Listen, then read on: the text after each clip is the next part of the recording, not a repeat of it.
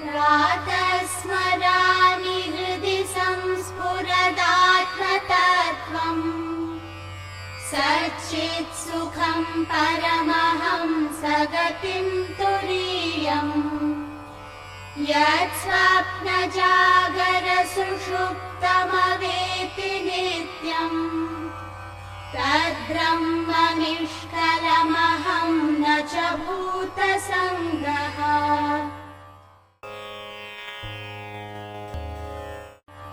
तपोभिक्षीणपापानां शान्तानां वीतरागिणां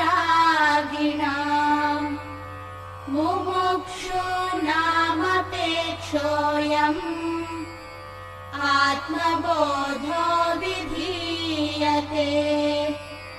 बोधोऽन्यसाधनेभ्यो हि साक्षान्मोक्षैकसाधनम् पाकस्य वर्तिवज्ञानम् विना मोक्षो न सिद्ध्यति। अविरोधितया कर्म नाविद्यां विनिवर्तयेत्। विद्या विद्यां निहन्त्येव तेजस्तिमिरसङ्घवत्। परिच्छिन्न इव ज्ञानात् तन्नाशे सति केवलः। स्वयं प्रकाशते ह्यात्मा मेघाकायेषुमानिव।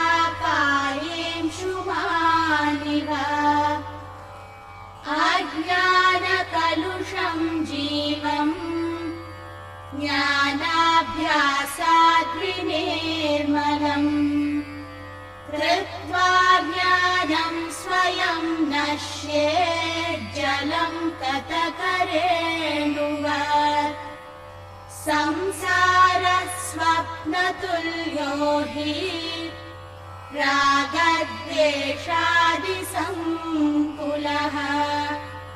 स्वकाले सत्यवद्भाति प्रबोधे सत्यसद्भवेत्। तावत् सत्यं जगद्भाति शुक्तिकारजतं यथा। यावन्न ज्ञायते ब्रह्म सर्वाधिष्ठानमद्वयम्।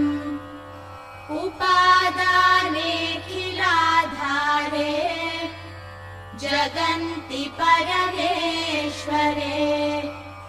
सर्गस्थितिलयान्यान्ति बुद्बुदानीव वारिणि। सच्चिदात्मन्यनुस्यूते नित्ये विष्णौ प्रकल्पिताः। व्यक्तयो विविधाः सर्वा हाटके कटकादिवत्। यथाकाशो हृषीकेशो नानोपाधिगतो विभुः। तद्भेदाद्भिन्नवद्भाति तन्नाशे केवलो भवेत्. As we concluded in the last class, the Vedas are the ultimate source of all spiritual knowledge. Vedas can be generally divided into two parts.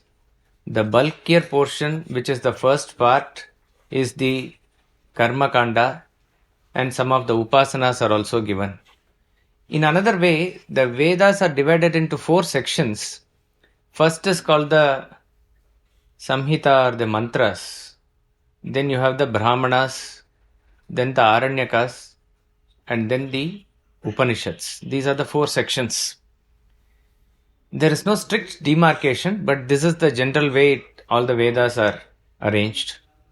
The first three sections, the mantras, the Brahmanas, and the good portion of the Aranyakas, deal with the Karma Kanda and the Upasana Kanda. Karma Kanda refers to the method in which we have to do the actions in the world.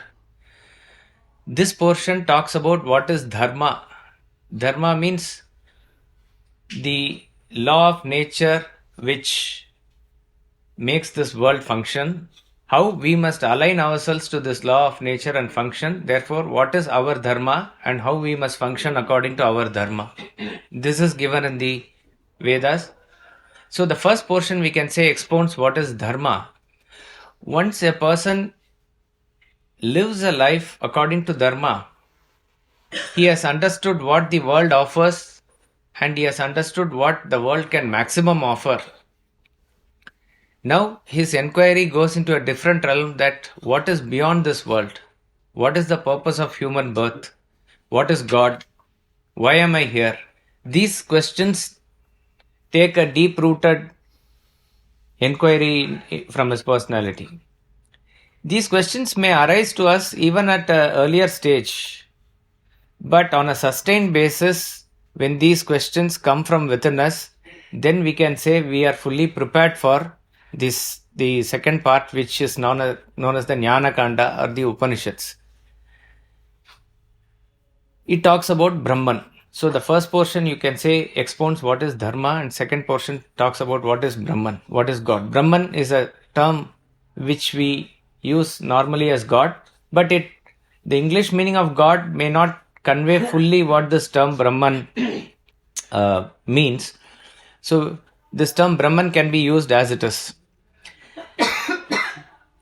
So the Jnana Kanda or the end portion of the Vedas, which is again called as Vedanta, is what is the essence of the Vedas. So all the other parts of Vedas are making us prepared so that we sometime enter into the inquiry of the self, inquiry of Brahman. To him, Upanishads speak directly about this. What is the nature of God? What is the nature of the world, etc. So Upanishads form the end portion of Vedas and it is called Vedanta. And the pun on the word Vedanta is also that it is the end of knowledge. Veda also means knowledge. End of knowledge is Vedanta. End of knowledge means culmination of all knowledge. Culmination of all knowledge means that knowledge beyond which you need not know anything. And what is that knowledge? That knowledge is the knowledge of your own self. This, let us say, this formula cannot be applied to any other knowledge in the world. Can anybody say that they have found the end of knowledge of any subject? It is not possible. End of mathematics, end of history, end of geography, end of science. You cannot find the end of knowledge. It keeps on exponentially growing as you go towards the end of knowledge. But this is a different kind of knowledge. The knowledge of one's own self. If you have known your own self, there is nothing higher or nothing much to be known. So what presupposes this is that we are not aware of our own self. So Vedanta basically introduces yourself to yourself. We are very firm in our belief as of now that we know ourselves. But Vedanta points out to us that really what you think of yourself is not really the you. It's interesting. Personality we say in English. This personality term comes from the Greek term persona. What is the root of that word? Anybody? Mask. Persona means mask. In the good old days when they had the plays or drama, they come into that stage and whatever is that role that is playing, and they have to read out the lines played by that role, they keep up the mask of that person and they say those lines. So that is called as persona. So the layers of the personality that we have is nothing but a mask. It is masking our original self. To put it simply, the outer personality that we have is the body that we often refer to. This is what most people are caught up in. Most people are caught up in the identification with the body. body is referred to as your outer personality. Very few people go into the inner personality and understand the functioning of mind and intellect, the subtle body. That is referred to in Vedanta as inner personality. So there is somebody inside this personality operating, and we attribute to our thoughts, our emotions. It is not as tangible or understandable as this body, but we all understand from our experience that we are made up of our thoughts, we are made up of our emotions, and that is what drives us. What Vedanta says is, it is there, but this is also not your real personality. This is your inner personality.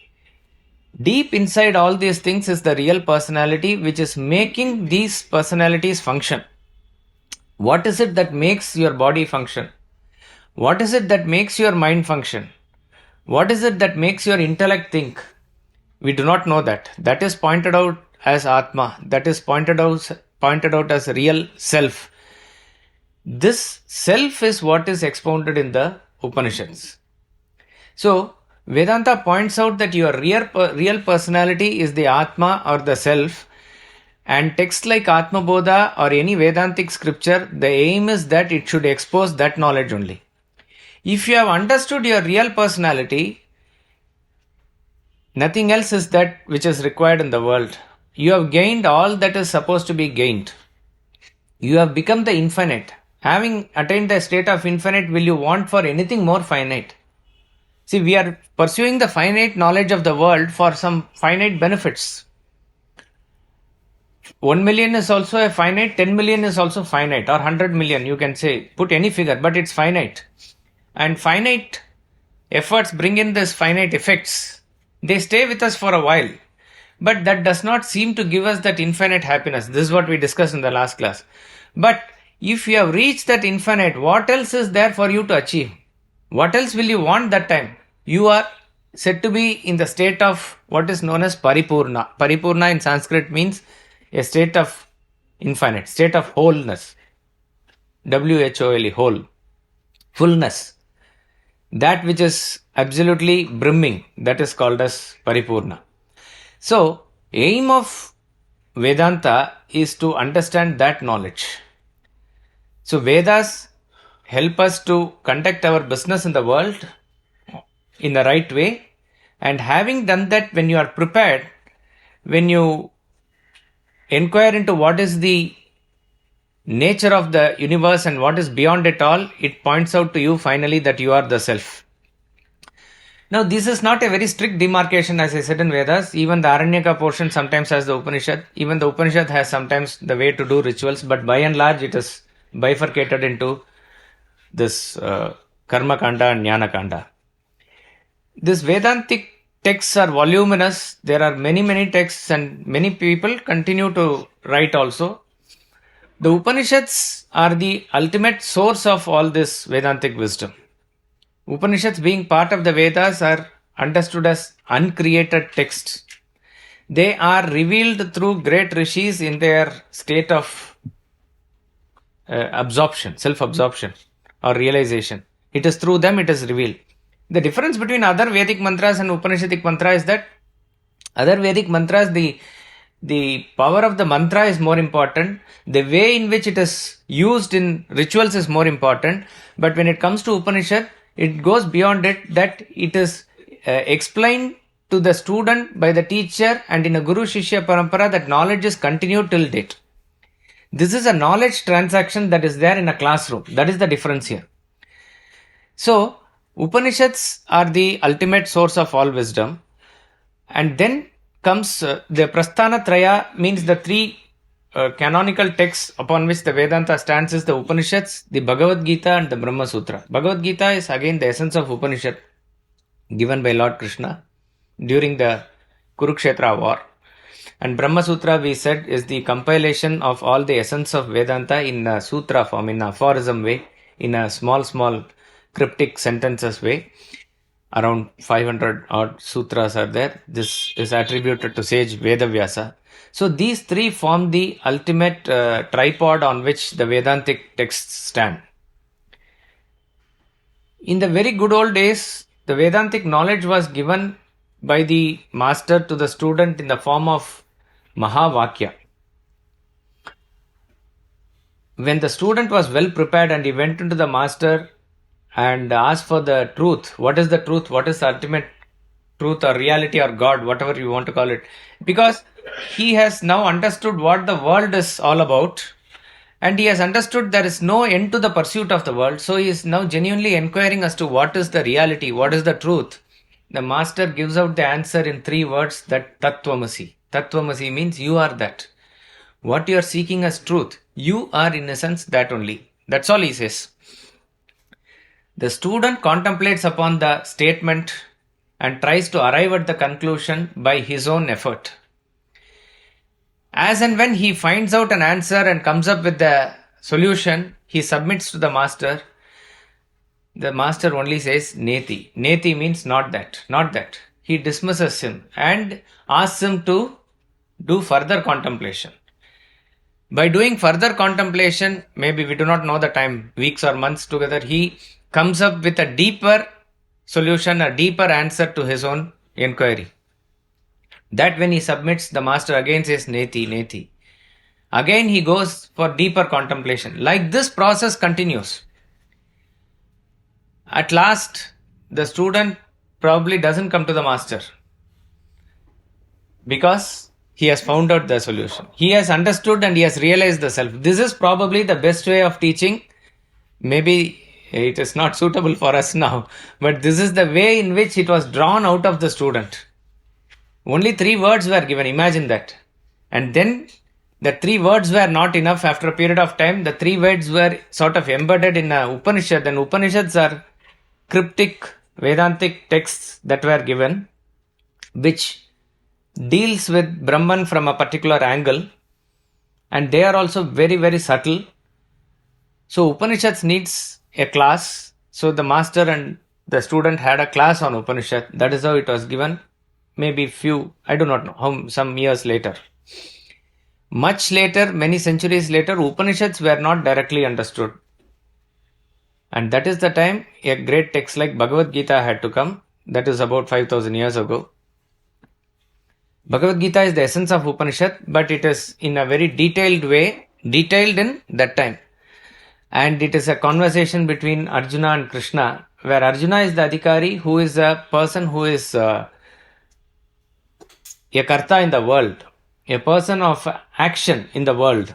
And for him the Vedantic wisdom is given, and all the aspects of spiritual sadhana of karma yoga, bhakti yoga, jnana yoga, dhyana yoga, meditation, everything is given there in detail.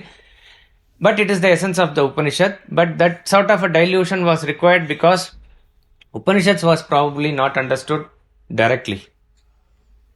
And then a time came, probably Bhagavad Gita was not directly understood, many centuries later. That is when bhashyas were given by great acharyas like Shankaracharya. Bhashyas means commentaries. They take up texts like Bhagavad Gita and go into the meaning of it, essence of it, and they comment on these verses. These are commentaries or bhashyas. And various other acharyas are also given. Famous are Shankaracharya, Ramanujacharya, Madhvacharya. These are all famous acharyas who have given commentary. And then Adi Shankaracharya also gave these texts like Atmabodha, Tatmabodha, Bhajagovindam. These are all Prakarana Granthas. As we said, these are the introductory texts which make us understand Gita, which make us understand the Upanishads. And now, much later, even these texts are not understood. That is why he said, because of even the language, Sanskrit language is out of circulation in normal usage.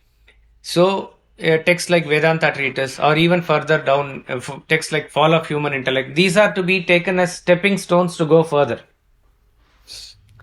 Now, one may wonder as to why there is a deterioration of intellect like this. Strictly speaking, we need not call it directly as a deterioration. Deterioration in one way. See, the students who were able to absorb the statement Tattvamasi and they were able to contemplate of very high caliber, very, very high caliber. Students who are able to directly deal with Upanishads, again very high caliber.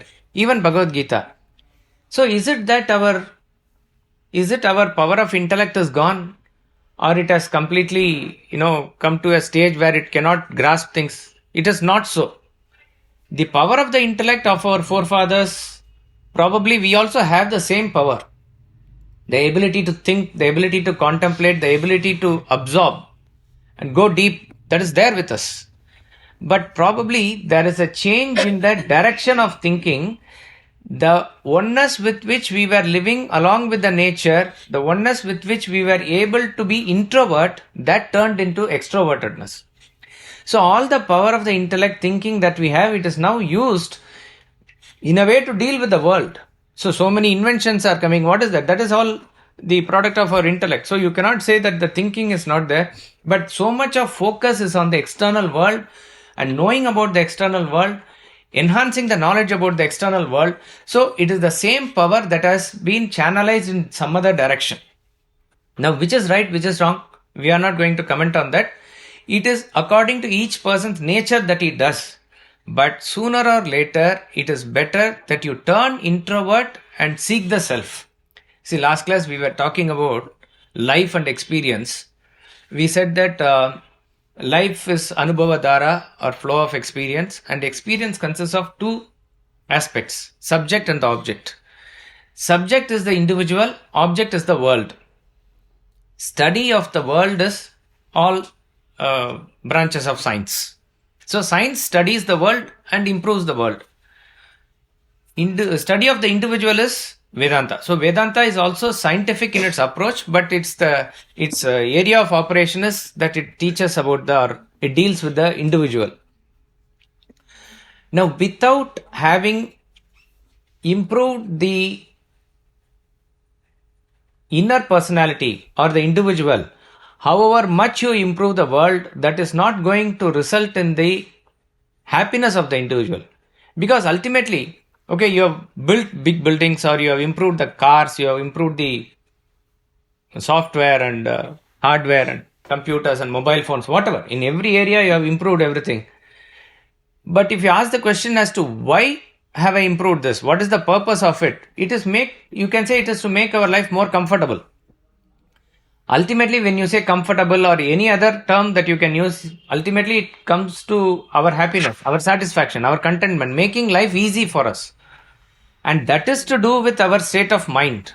So if you are not improving the state of mind from within, any amount of external improvement alone is not going to enhance the quality of life. So you can put it this way. Swamiji says, standard of living is improved by your intelligence, by your expansion of the world, or improvement of the world improves the standard of living. But to improve the standard of life, we need an intellect. We need to understand how it is to improve our inner personality, inner re-engineering. So therefore, it is important that at some point of time, we are able to turn inward and understand what is the purpose of life. If you are able to understand the purpose of life, with the existing setup of the world itself, your quality of life improves. See, there is a diagram in the Vedanta treatise in chapter 1. There is a diagram AB and a chart which is completed by the line CD here. This is 100, this is 0. This is 100, this is 0.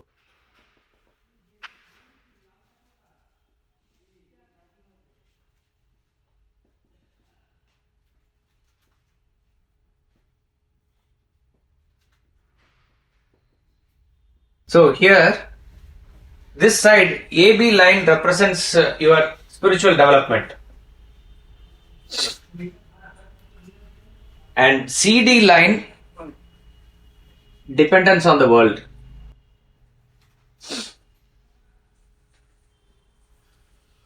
In the AB line, let us say at the point 0, point A, which is 0, represents as good as somebody who is near the animal. It's an animal.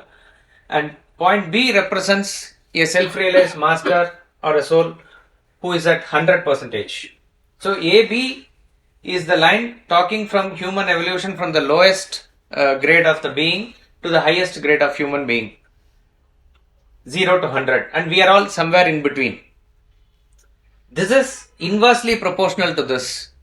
The line CD represents that what is the dependence upon the world. Say, for argument's sake, if a person is 40% developed, spiritually developed, 40%, he needs 60% of the world to keep himself balanced. That's all it means. In order to keep his mental equilibrium, to be sane, to be okay in life, he needs 60%. We cannot give a tangible figure here, but just like that I'm saying, suppose if a person is very much not developed, he will need various aspects of the world to function in certain ways so that he is okay. There must be electricity all the time. Even if there is 5 minutes current cut, he will not be stable. Or if one day the maid servant doesn't come or the driver doesn't come, he is not stable. Like that it is. Everything must be perfect. So, for the mind to be stable, everything must be provided, everything must be perfect. So, if a person is at 40%, he requires the world to the extent of 60%. Let us say he is provided with only 50%. So there is a shortfall or a gap of 10%. This 10% is called as hell. Hell is an agitated state of mind because your mind is stressed due to unfulfilled desires. There is something which is unfulfilled that causes this mental agitation, that is called as hell. On the other hand, you are 40%, you require the world 60%, you are provided with 75%. That excess of 15% is called as heaven. You are provided with much more than what you actually require. Now, this is the general chart to understand what is the relevance of spiritual development and dependence on the world. But what Vedanta says is, with this knowledge, forget about the line CD.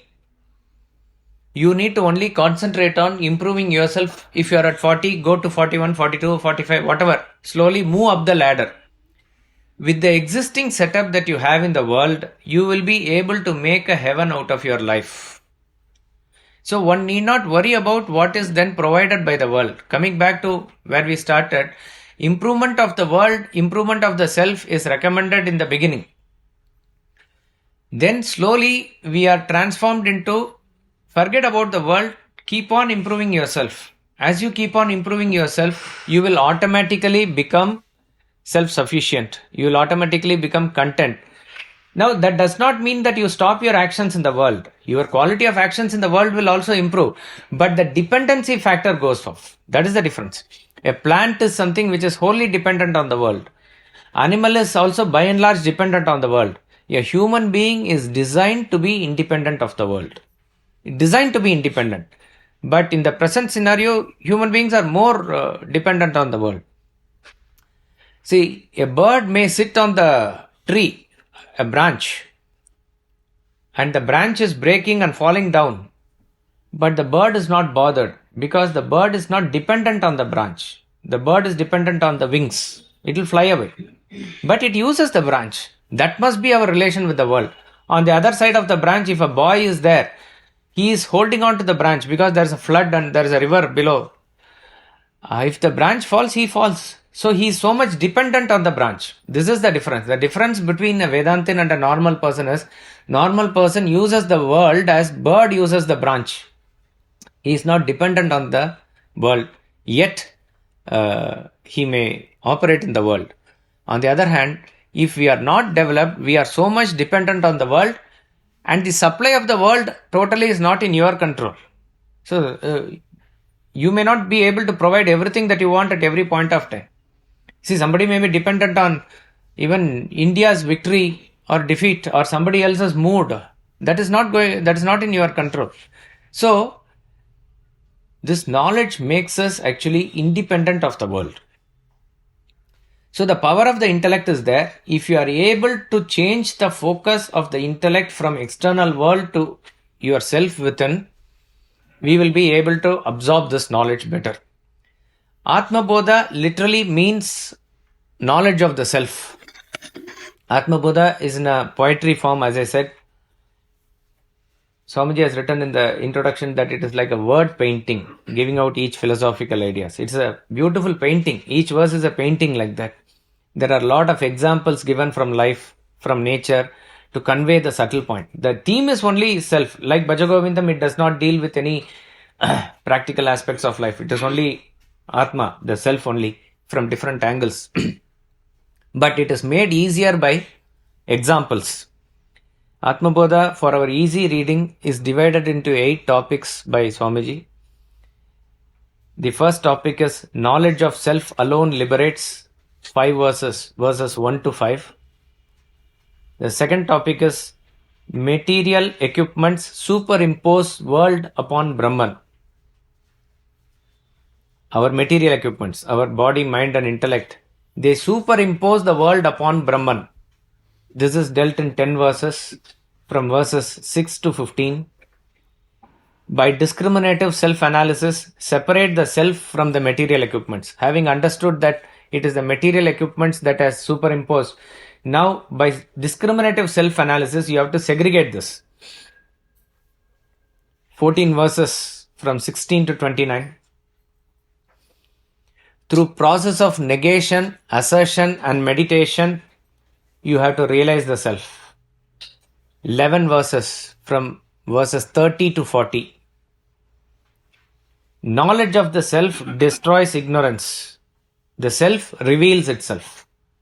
Role of the knowledge is that it destroys ignorance. It is not creating knowledge. It is not creating any self. It is not creating anything new.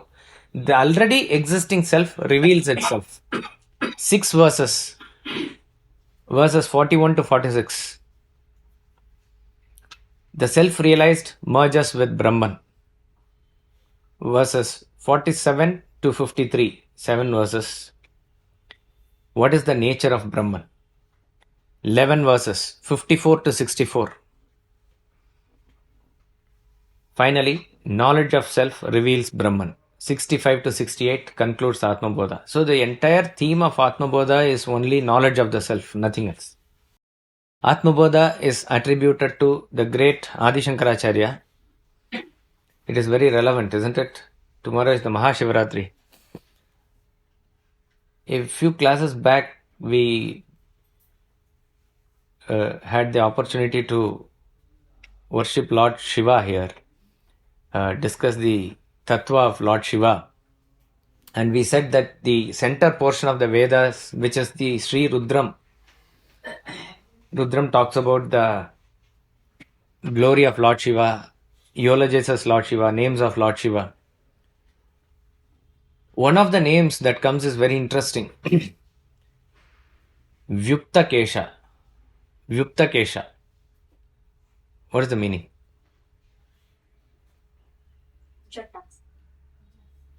Open, flying, open. Vyukta. Vyupta. Vyukta. When it is Kesha, everybody understands it's something to do with hair, and we picturize Shiva only with a jata, isn't it? Vyukta Kesha means completely bald. Completely shaven. Completely bald. It's very interesting. Have you ever picturized like this? Shiva, but it is the name of Lord Shiva. Vyukta Kesha. And I thought if there is any reference to that, I came across only one Puranic story, that too in Google. I have not seen the full source of it. That there is a story where Lord Shiva takes a very young child's form and he is in the form of a child without hair, and he is even sleeping in the lap of Parvati. Like that one story is given. Some that is one story aspect of it. Otherwise, how do we relate? Because as we said, the worship of Shiva is usually in the linga form. Okay. Otherwise, he is sitting in a meditative pose or with the Parvati and the family in bull, like that it is. Or in the dancing pose of Nataraja, where it is the same Jatadhara who has transcended tapas, a cosmic form. That is the Mahashivaratri day, which is tomorrow. That he performs the cosmic dance, where the Jata is completely open. Like that, these are the forms that always come to our mind of Lord Shiva. But the term that is given there is Vyukta Kesha. And the meaning is that he is completely without any hair. He is shaven, completely bald. One of the interpretations given, again, you can say it is interpretation is that Adi Shankaracharya is supposed to be Avatara of Lord Shiva, manifestation of Lord Shiva. In terms of Avatara, very famous are Vishnu's Avatara and particularly the Dashavataras. Avatara is a peculiar concept to Hinduism. Avatara means the supreme entity which is infinite has come down in a finite form. Though it is in the finite form, it has come down for a purpose. It is not having any karmic consequences just as any other individuals have. This is the general understanding. It is a matter of faith. All other religions talk about a prophet, somebody who is chosen by God as a prophet unto whom the truth will be revealed. That is their belief. That is the priori belief that is required for that particular religion. In Hinduism, we have this concept. I do not know when and how this concept came, but there is a deep-rooted concept among all Hindus that there is a concept of avatara where the reality can manifest itself in a way that it chooses to manifest. Like that it is. And as I said, in any form, in Dashavatara of Vishnu, we see that it is in the form of even a fish and a tortoise and Narasimha and various other forms are also there.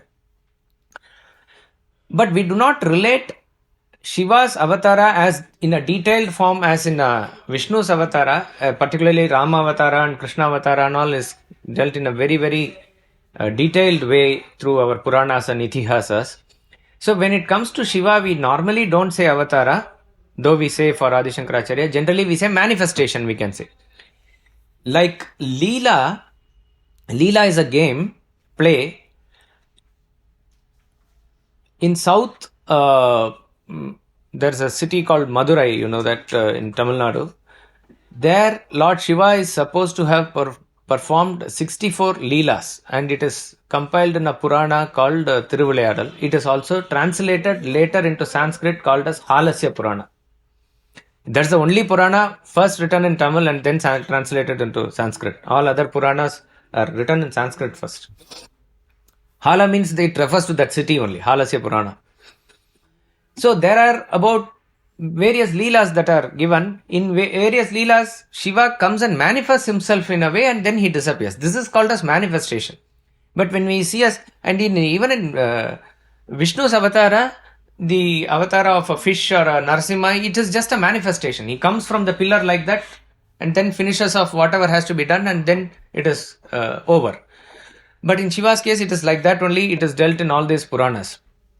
But when it comes to Kali Yuga,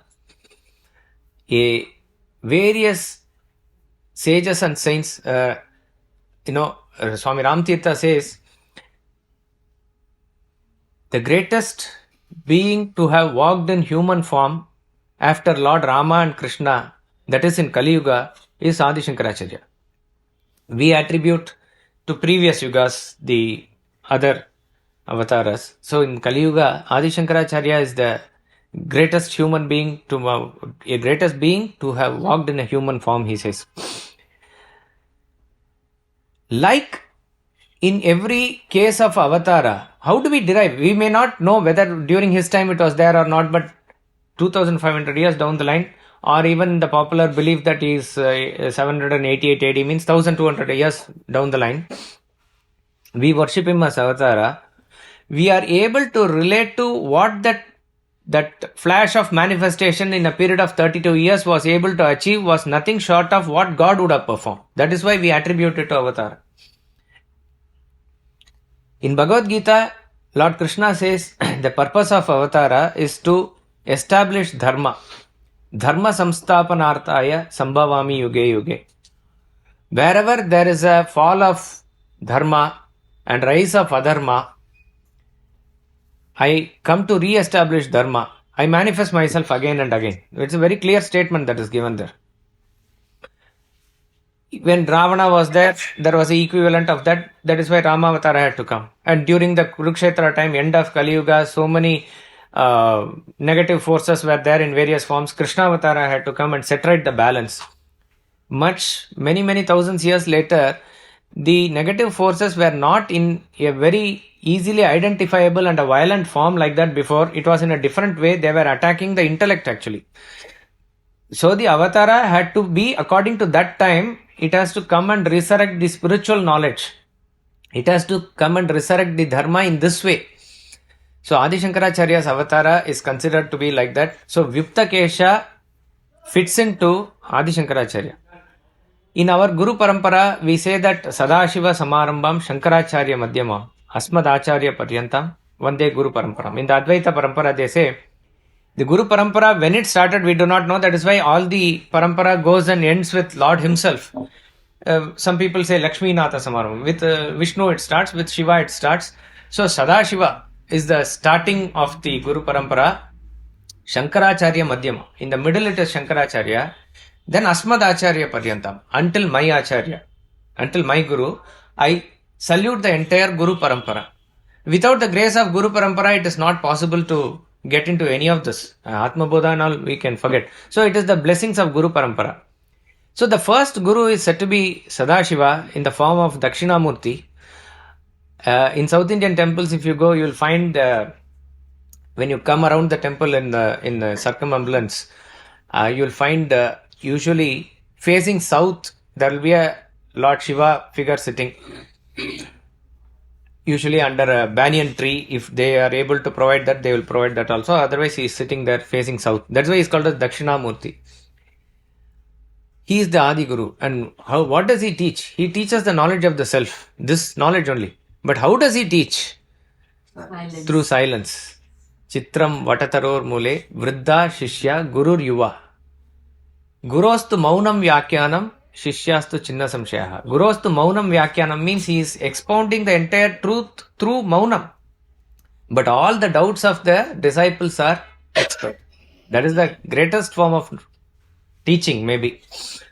Now, here is Shiva who is sitting in one place, who is quiet all the time. Through him, the self-knowledge is revealed.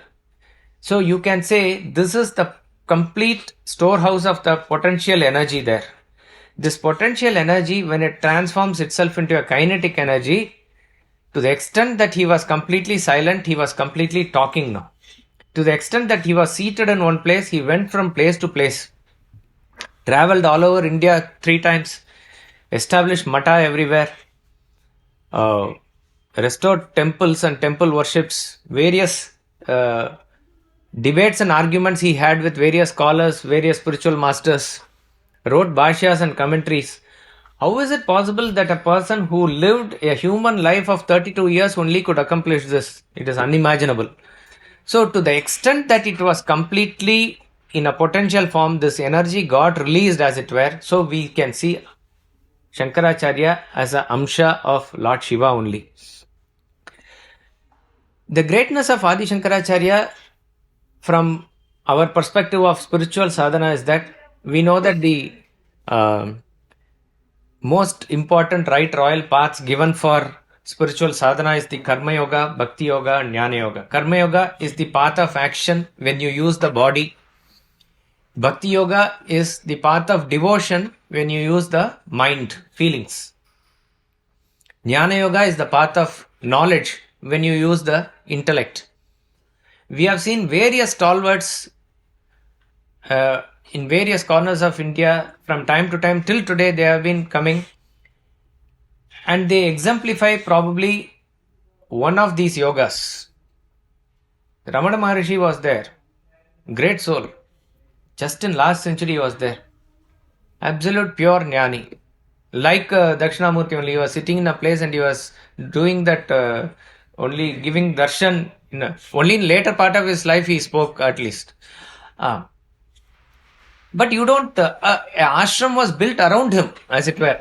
He did not go into building ashram or traveling from place to place. When it is attributed that when somebody said, "Sir, you must come to Bombay so that people can get benefited there," his answer was, "Am I not already there?" Am I not already? He cannot, very relevant that we are remembering Ramana Maharshi. Ramana Maharishi's only lesson for everybody is that go and find out who you are. You go to him with any problem, any question. he will only ask you to find out who is asking this question. First try to find out that everything is solved. That is the way. A story is attributed to him. Somebody was attributed. We do not know the authenticity of it, but in the context it fits very well. Somebody, because always he only realizes the self through direct self-inquiry, and that's what he recommends. Find out who am I? Who am I? Just go inward and find who you are. Finish. The whole process is complete there. So one person, he said, Sir, I am not, able to do it. Is it okay if I am able to visualize a form of Lord Hari, Vishnu, and I am able to do bhakti towards that God? He said, perfectly fine. Perfectly okay. So if I do that, ultimately, will I reach God? I believe that Lord Vishnu is in Vaikuntha. Will I reach Vaikuntha? 100% you will reach that. No doubt about it, he said. Will I be able to see him? Will I be able to converse with him? 100%. With your Shraddha and with your faith, if you do, you will be able to converse with him. So if he will talk to me, what will he say? He will only say, find out who you are. He will only say, find out who you are finally. Ultimately, jnana vihina sarva matena. There is a story I attributed in Bhagavad that a person goes to Vaikuntha in search of his children. His children are lost and he goes and finds them. Vishnu is there standing in front of him and he completely misses. He only searches here and there. And Ajnani, even if he goes to Vaikuntha, it is not guaranteed as a realization. And Bhajagovindam clearly says, without jnana means without this realization, without this awareness, by any school of thought, what is this jnana and how you gain it, that may be slightly different, but all of them concur on this point that it is the awareness which is going to give you the knowledge of which is going to make you free from all the bondages. So, Ramana Maharshi was very famous for that. So, coming back here, Ramana Maharshi we see various bhaktas are there. They were also in the same state. They were ecstatic. They were jumping in joy. They were singing bhajans.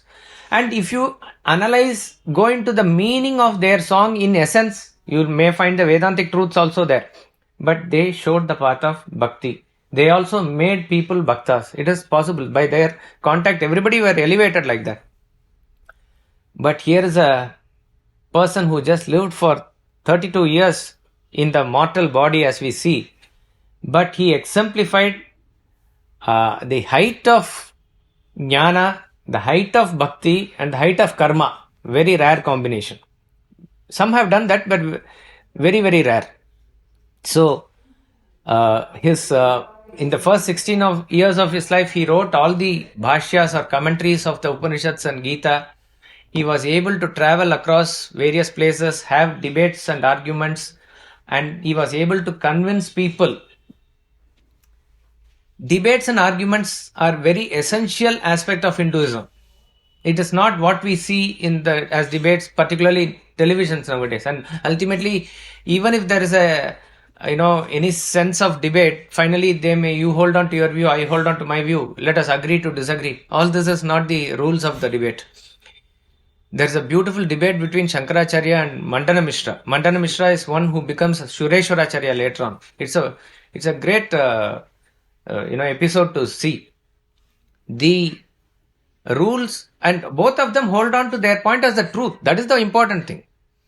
And then he says, if I am able to win over you and convince you, you must become a sannyāsī and follow this ashrama towards self-knowledge.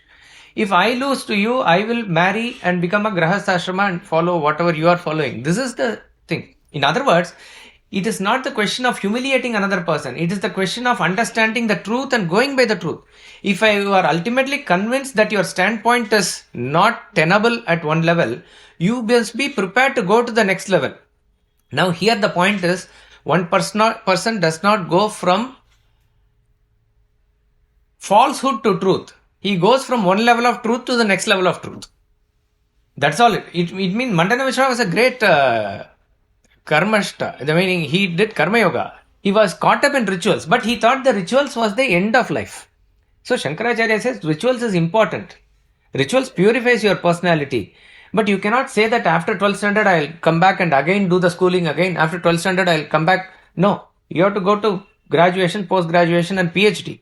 So rituals must be used to get into Vedanta. This was his, why he was doing it is he was a person potential of it. So he was able to debate, argue, and then again, in the context of Neo-Vedantins who are not able to understand the totality with reference to the present scenario. Shankaracharya did not talk about what we normally understand as Sarma Dharma Samabhava. This is not so. He was able to take the right aspect of all the mata, what was prevalent at that point of time, and gave it its right place under the umbrella of Advaita Vedanta. But what practices did not suit and which is against the Vedas, which is against any reason, logic or science, he was ready to condemn it also. That is why some of the Kapalikas who were doing human sacrifice and other things, they were not happy with Shankaracharya, that they wanted to even finish him off. So that he did not say your religion is also right, my religion is also right. It's nothing like that. Whatever is the right aspect of the religion, that he highlighted, but as a whole, if it is not in tune with the Vedas, if it is not in alignment with the Vedas, means it is alignment with the law of nature, he went ahead and condemned it. This has to be very clearly noted in the present scenario, because without understanding or doing a Purva Paksha of the other side, Purva Paksha means side. Purva Paksha means the earlier side, the prior side, or the opponent's point of view you must know before you establish your own philosophy. So suppose if Advaitin is having a debate with a Buddhist, he must know what the truth of Buddhism is, what they are saying. Afterwards he must be able to counter it with his own argument. Only then he will be able to establish the truth. Now in the present scenario, the problem is not with Buddhism or Jainism, with reference to Islam or Christianity or any other atheism, communism, whatever even communism is treated as a religion. Till 1910 it was an official religion, because they also have a prophet, they also have a book, isn't it? Like that it is. You must know the Purva Paksha, then you will be able to give the answer towards it. This is the way to do it. So he was not trying to say that all religions go to the same and like that. No, you have to understand what is the essence of that religion, and you have to very clearly say where it deviates away from the truth. This is the purpose of it. So this he did at the intellect level. At the devotional level, he was able to establish worship of deity in different forms. Imagine Advaita Vedanta talks about the formless reality, Nirguna Brahman. God without any form, God without any name, without any attributes. If you are able to do sadhana towards that, that is the highest. The same Acharya who was able to do that in the most impassionate way gave out passionate verses on gods of every form. He is also called as Shanmata Sthapita Acharya. That means 6 types of worship he made famous all over India.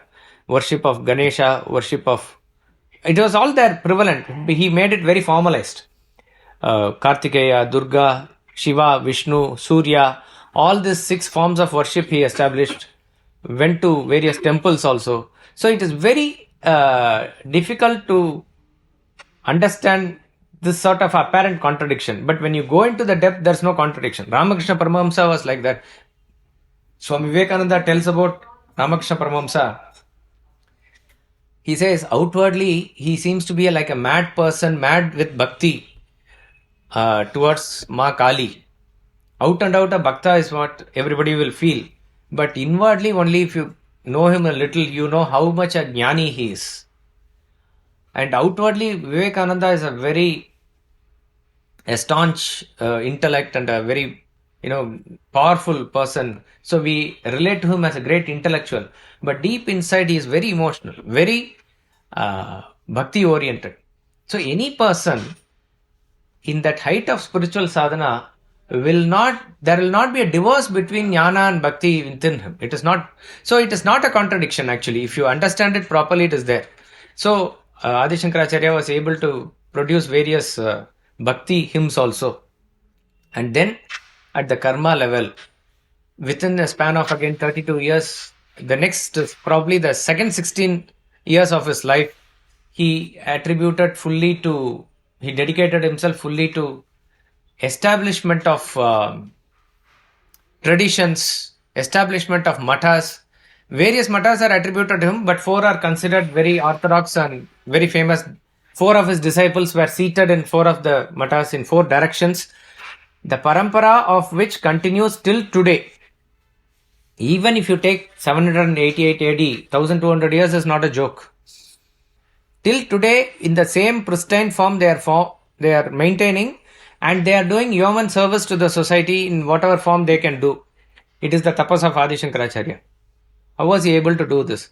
This is what will happen if you are established in the Atmavidya. He did not wait for trusts to be formed. He did not wait for lot of gatherings to be formed. 4 disciples he had. Okay. So, what really Adi Shankaracharya's life teaches us is that if you are able to catch hold of the power of Atma within, everything else will follow you actually. This is what his life teaches us. So, we have to remember, with the grace of Adi Shankaracharya, we enter the text of Atmabodha. We'll chant the invocatory prayer. प्रातस्मरामि हृदि संस्फुरदात्मतत्त्वम् सच्चित् सुखं परमहं सगतिं तुरीयम् यत् स्वप्नजागरसुषुप्तमवेति नित्यम् तद्ब्रह्म निष्कलमहं न च भूतसङ्गः. Early morning, I contemplate upon Atman, the essential self, shining in the heart, which is existence, knowledge, bliss, supreme goal. 4th, which constantly cognizes the waking, dream and deep sleep states. I am that indivisible Brahman, reality, and not the assemblage of elements. Each and every text begin with a invocatory prayer. Last class we were saying that what is the purpose of this invocatory prayer. Prayer essentially is a devotional hymn. It epitomizes our attitude of surrender before we enter a great text like Atmabodha. Invocation is there for Bhagavad Gita. Invocation is there for Upanishads in the form of Shanti Mantra we say. There is a purpose for chanting. That is why even before the class we chant 10 slokas of Atmabodha. Of course, Gita we are continuing to chant 18th chapter, it is there. But we chant some verses with devotion so that we are able to attune to the class. Similarly, before the study of Atmabodha, we must be able to attune to the frequency of the purport of the text. And that text we said is dealing directly with Atma, the subtlest of all knowledges. So, an important prayer is required so that your mind is able to attune. For any knowledge, even for a temporary thing like a class, we say if the mind is not calm, if the mind is agitated, you will not be able to concentrate. You will not be able to gain the full benefit of the study. So the mind must be calm. Since we are constantly in the world doing activities of the world, we have our family, we have our business, various things. To immediately make the mind calm when you come and sit here, it is not possible. That is why it is recommended even those who come here or to any other class for that matter, you must come at least 10 minutes in advance. Why do we have this bhajans? Is to create that conducive atmosphere only. When you come rushing and after 9 o'clock you come at 9:15, by the time you settle down, not only it is, we are not talking from the point of view of just a disturbance for you and others. For your own mind to get settled, it requires time. That is why in the peace invocations in Upanishads are called as Shanti Mantra. It makes your mind calm The calmness must be both external and internal. And with seriousness, with that intensity, when you are able to chant that invocatory prayer, that Shanti mantra, there will be peace. There will be not any disturbance. And secondly, to study a text like Atmabodha or any Vedantic text, what is to be invoked is our subtle intellect. If at all we use our intellect in the world, it is our gross intellect. To change from gross intellect to subtle intellect, we need this invocatory prayer. So gross intellect is that which deals with the world. Gross intellect is that which discriminates between two things in the world. Subtle intellect is that aspect of your personality which tries to penetrate into the terrestrial, what is beyond the world. The function of the intellect is the same, that it is inquiring. In case of the world, it discriminates. It knows A, it knows B, it knows what to choose, A or B. That is intellect. Here, you do not know what beyond the world is, but you can penetrate and find out, is there something called God? Who is He?